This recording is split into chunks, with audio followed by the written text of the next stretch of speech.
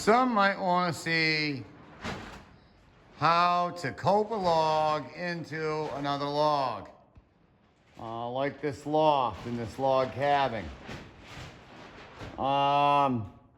So I'm going to cope a few more and I will document it along the way.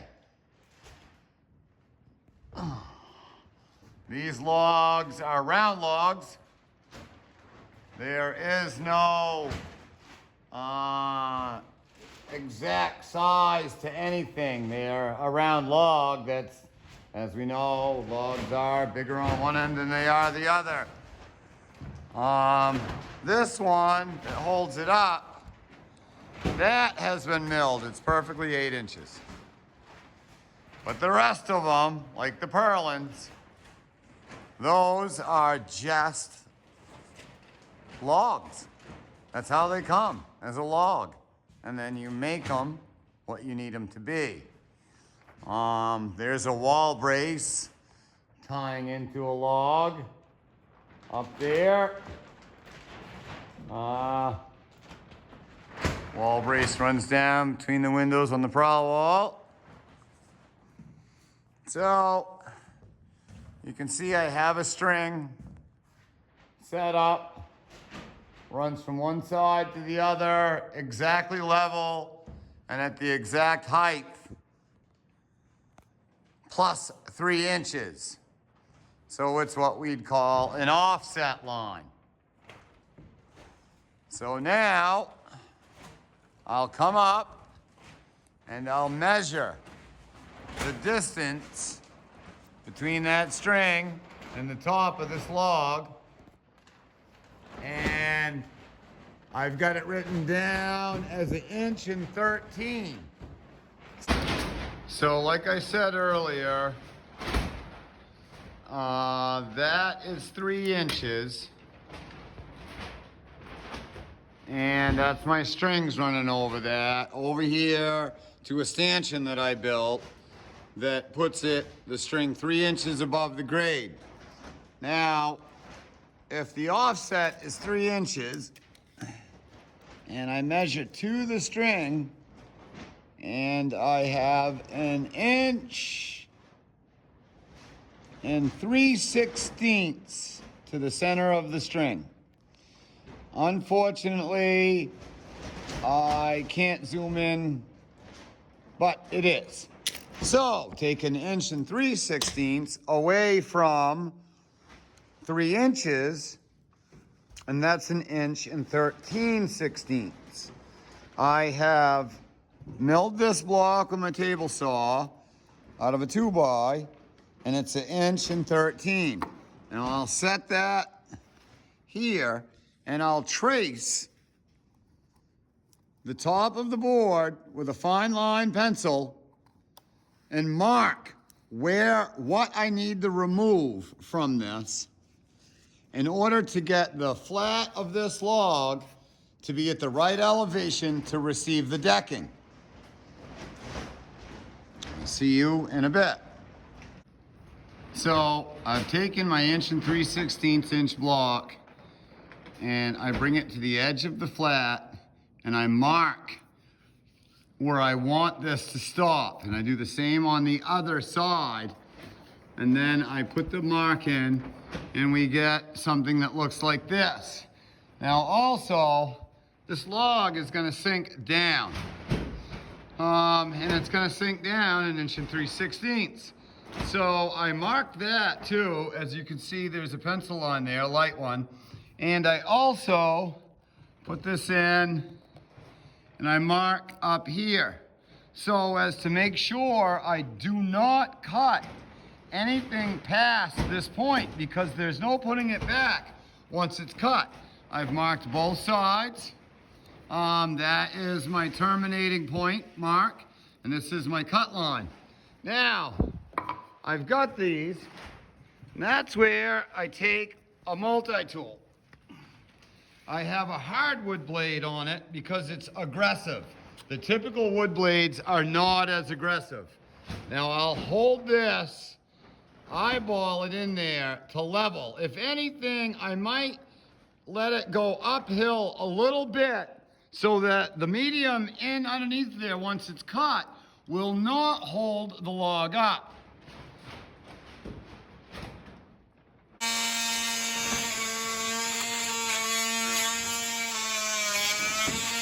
All right, so I went as deep as I could with the hardwood blade. Now the hardwood blade, like I said earlier, has more aggressive teeth, and I'll show you.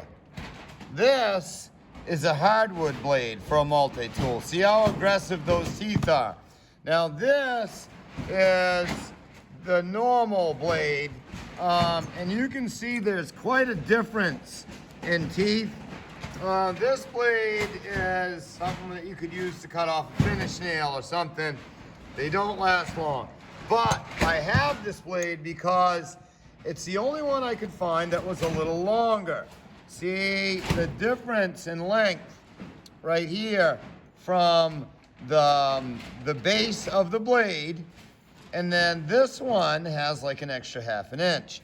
So once I run the aggressive blade, and as much as I can, I use the longer blade to get that extra ½ inch on each side, which is an inch total. ½ inch on each side gives us an extra inch of depth in the cut. Now I've got to, I'm gonna have to cut from here down around and back up to there with a chainsaw. I have a cordless chainsaw. My tools are DeWalt. I had DeWalt and batteries, and as expensive as the batteries are, I just stuck with DeWalt tools. So most all of my cordless equipment is DeWalt. In fact, a lot of my other equipment is as well. I've been very happy with it. I've run Milwaukee and Rigid and other stuff, and been happy with that as well. But so now, I pull, this is just a regular, but you can't run bar oil because, so you'll burn your bar up at the end of a project. The bar will be garbage. But you can't be throwing bar and chain oil all over this. When you're building a log home, what you're doing as you're working is you're creating finish. And the bar and chain oil would just be all over your finish and you'd never get it out.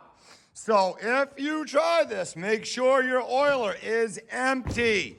Like no oil, zero oil, one spot of oil will penetrate into the log. I don't know, run thinner through it if you have to or whatever. I don't know, but make sure you don't have oil. Now I'm gonna cut from point to point on both front and back, and I'm gonna try to plunge up in as deep as this is here. So at that point, I'll elevate the log and use wood chisels to knock this piece out of there. So I used the chainsaw and I cut. I stayed behind the line and I cut all the way up on both sides. Now to knock that out of there, I want to take the weight off of it. So applied force will have greater success. I think that was in like physics in my junior year in high school. So what I'm gonna do is by stacking some pieces on this side and stacking pieces on this side, I will take this RRS screw, 6-inch, and I'll send it down into this, and as the threads work, advancing it will lift the log up off of the supporting log it sets on top of. So, without further ado, crawl up in here, and so,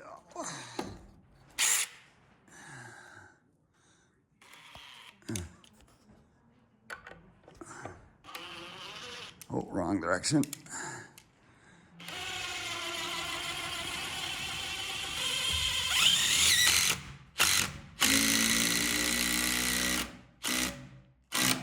There, now I have space underneath the log that will allow the force or the chisel or flat bar or whatever you might choose to use.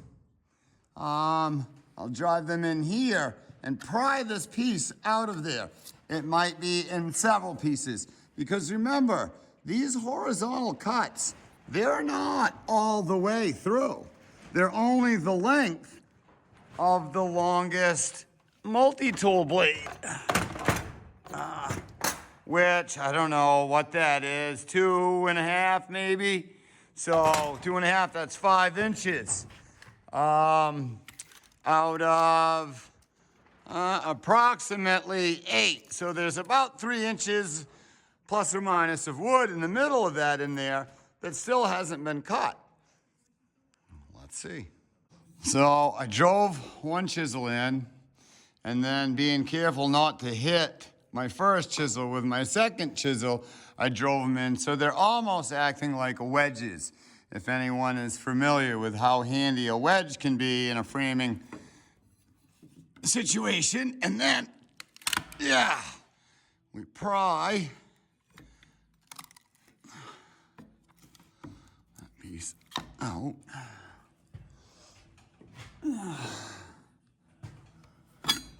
Save my chisels from falling down on the floor and potentially getting damaged. It doesn't take much. You want your chisels nice and sharp. A sharp chisel works well, where a dull one, boys, you'll beat on them and beat on them and beat on them and you get nowhere.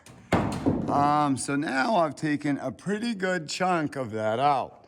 So now I'll do the same thing on this side. I've got the chisels both driven in on the other side. And get the bar. Oh, it's all loose. So the chisels, I think, went up into the log some. And, oh yeah. Yeah. Get that out. And that one out.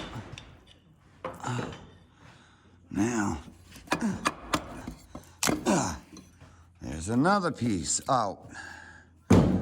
Now, that right there is where a wood chisel does a lot of work, or I went to old school and dug out my grandfather's old draw shave. Now, these are very careful, and I don't know if they all do, but this particular draw shave has a slight bevel to it. So you want to turn it so that the bevel goes up on this one and hollow that center up. We don't want this part of the wood landing on our substrate before, or actually this is finished. This is not a substrate. Onto this log and holding the whole thing up. So here in the center, if we're a wee bit high, it doesn't need to be a large amount because remember, this is structural. This is holding up the loft. There'll be decking applied here, and then this will be the loft in a log cabin. There's the purlin roofing system, all pretty well ready for a light sanding, and we sanded all of the tongue and groove pine before it was ever put on. Makes it much easier to sand it on a workbench than to sand it once it's been put on. It saved a lot of time, saved a lot of labor, and in the end result, saved the owner of this cabin a substantial amount of money. So back to coping the log in. This piece here has got to be removed. So with wood chisels, I will knock some of this out, and then I'll take the draw shave and I will pull that, and here again, these are very sharp. I don't know if I could shave with it, but ideally, and see I only have the one hand because the other one's holding the camera device, but I'll pull that along and I will remove parts of this out of here. And you never, that tink, that sound, you never want metal to hit your cutting edge on any of your hand tools. As a draw shave or a wood chisel, a piece of metal will surely dull that up.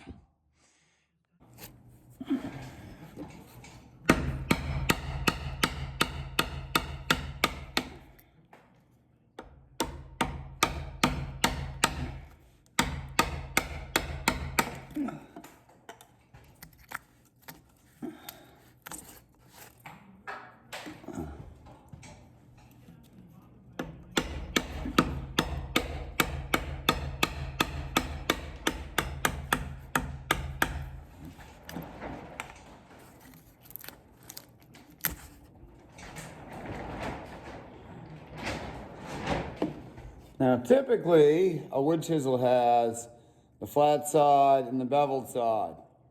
And if you put that up in there with the beveled side against your work, it will slide, or that tapered edge will guide it so it don't just cut right into your material.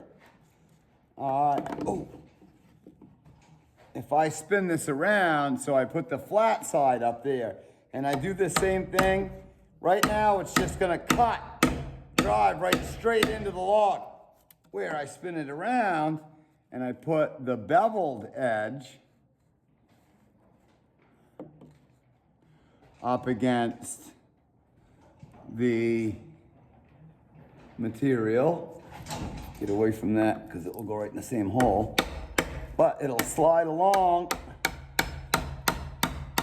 and you'll just take a little bit at a time, and you need to be patient, which doesn't matter if you're turning wrenches, doing auto mechanics, or framing, or cabinet work, or this type of craftsmanship. Patience is, it makes for a better day. You'll have a better day, and you'll have a better finished product. Because when we're not patient, we tend to get frustrated, then we get angry, then we start to destroy things. I think there's a saying that goes, I lost my patience, and then something happened. Well, when you lose your patience, a lot of times bad stuff happens. So just be patient, take a little at a time. You don't want to take too much. I can't stress that out enough. Chainsaws pull, and maybe in the opposite direction is whatever. When the chain's spinning, it pulls one way or the other. And when I was notching this down in there, the chain pulled and it got away from me a little bit, and I've got a little bit of an overcut right there. Now these are round logs. There's very little symmetry in these. So that one little notch won't be the end of the project.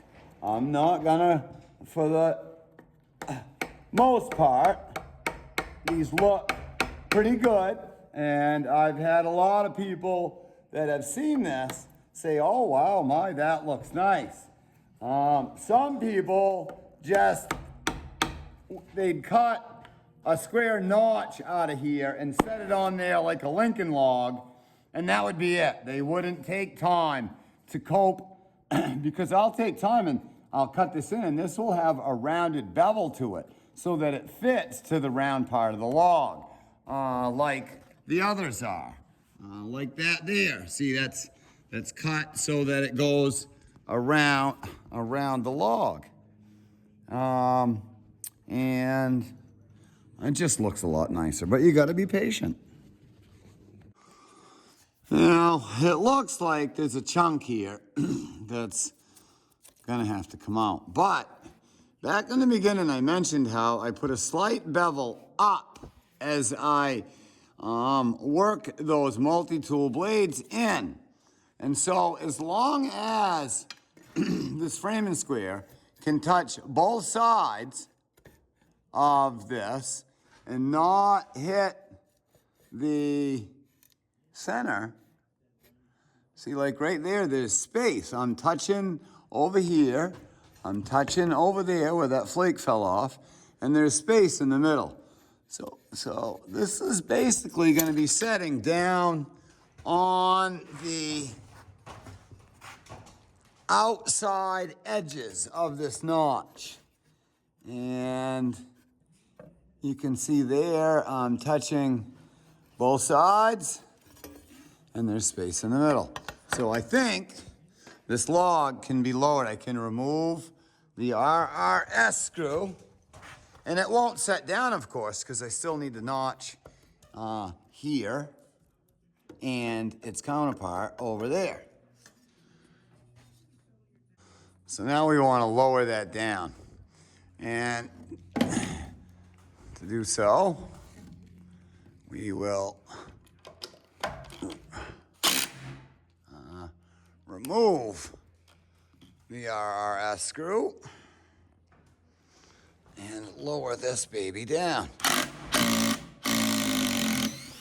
Oh, that sat down nicely, which is a good thing. But that's actually still quite a gap there. That's where the chainsaw comes in. And try as we might, I tried to find a way to prevent the chainsaw, chain, bar, and everything from touching this at all. And see, you can see on this one, see right there, that's where the chainsaw got into this log underneath it's sitting on. And it's a lighter color. But in time, I did those ones over there a couple of months ago, or a month or so ago, so I could get the roof on, because they come over to the main support that the actual truss sat on to hold the roof up. The purlins break on that right there. So that rafter truss needed to sit stand on this. Them needed to be in anyways. And so I did these several months ago, and they all had that whiter look to them at one point too, and they don't anymore. They've faded out. They look the same color as everything else. That one there, when I did the work to shape that end, I used a grinder with a chainsaw chain on it. A very dangerous tool, probably one of the most dangerous tools I've used. And what made it really so dangerous is you have to take the guard off so that you can get it in where it needs to be. And then all the work is right at your head height. So this is definitely not something for a boy or an amateur. Use leather gloves, which won't stop it, but it might minimize the damage should your hand ever come in contact. Leather, a jacket if you could, in case it bumps your body. But there's no leather face to put on. You just need to be careful. I had it kick, because all the height work, you need to be right there to see the work. So your eyes and head are right there at the height you're working. And of course, these tools are less than a full arm reach away because you're using them. So they're close to you. And I hit into something with this spinning, and it kicked it back. And it put that handle right into my front teeth, and I almost lost my teeth. I got the taste of blood in my mouth, and they were loose for a couple of days. It is not a toy. It's, like I said, it's one of the most dangerous tools I've ever used in my life. and I'm in my early to mid 50s, and I have worked in the construction trade most all of my life, in one aspect or another. Very dangerous tool. But so now I'm going to take the chainsaw, and I'm going to continue to move it along so that we can set this down on the log. If I take this material out on both sides, the log will lower down into place. So here, I can't do it and hold the camera at the same time. But what I do is I run that chainsaw right in between the two. And yeah, it takes a little bit out of this lower log, and it does this one too. So it makes them fit right to each other. This log is shaped to fit the shape of that log. By cutting through the both of them at the same time, you're mating the joint. And you do that on both sides a few times once you have that elevation notch established in it. Now, I need to lift that log again to clean out minor burrs and stuff that are in there to fit this together the last little bit. If I continue to put the chainsaw through, I will end up with a gap the size of the chainsaw bar. I don't want that. So now I've got it to the point where there's about 1/4 of an inch. It needs to compress down. And in this joint here, it looks as though there is enough room. But what there is there's something up inside there that's fetching. So the other side of it may look the same way. It does.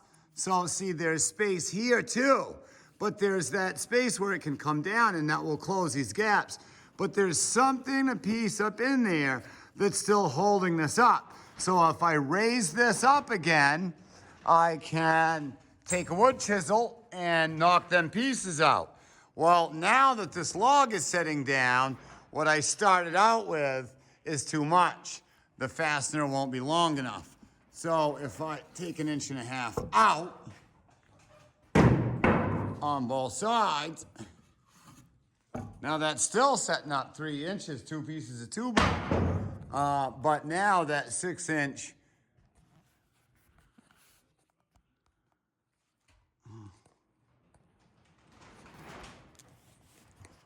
now that 6-inch will reach. So I'm not sure what happened right there, but the camera did something, and so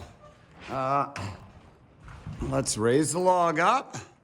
Now there'll be decking go over the top of these logs, so this screw hole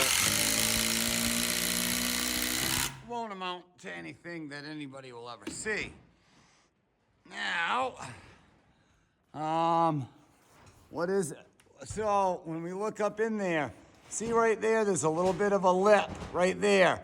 I'll knock that off with a wood chisel. And anything else that's in there, and I'll do the same thing on this other side, and then that log, and I'll clean the debris out of there. Oh, this might be what's preventing that. See that right there?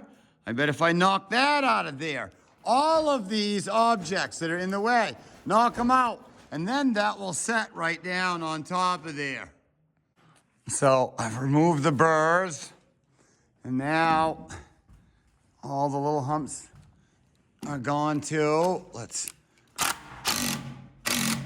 this down. Oh.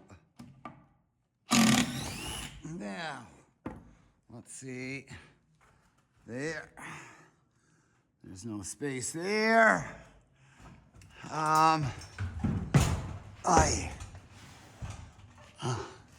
It's fitting in fairly nicely there.